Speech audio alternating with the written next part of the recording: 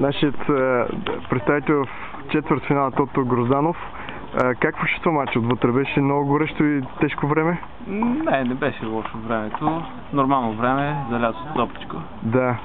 Влезнах добре в матча, играх първите 5-6 гейма добре. След това имаше един спад в играта ми и то се оказа решаващо в първия сет. Водих 5-3.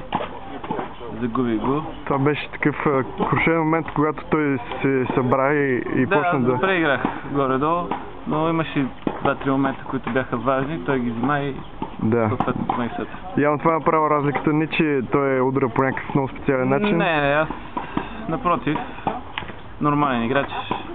Преди това бях играл на бърза настилка с него. Да. Загубих 7-6 трети сет. Имах шансове там. Не можах да ги взема. Добре, тъй като тенис феновете в България се интересуват от ракетите и стринговете, които използвате в професионалния тенис, твоята ракета е Уилсън? Уилсън игра с Bubble от кордаж Pro Hurricane. Pro Hurricane 1.25? Да.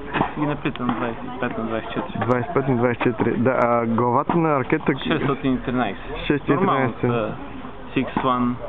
Да, стария K6-1, да. Значи, това интервю ще помогне много тенис феновете в България да следващата ви програма в какво се стои? Отивам да играя следващия турнир в Добрич международен. След това искам да изиграя двата чаленджера, но още не съм ги определил къде са. Добре. Един въпрос от кухнята. Вашия менеджмент в България ли са менеджер, който определя програмата ви? Не, в Австрия те са треньори от българи, Руслан Райнов и Милен Верев. С тях работя вече от 2 години. Да. С тях определям програмата. А когато нямате пътувания, в кой град тренирате? Различно. Да. Поред зависи. Предпочитате... София, във Виена седят много често. Да.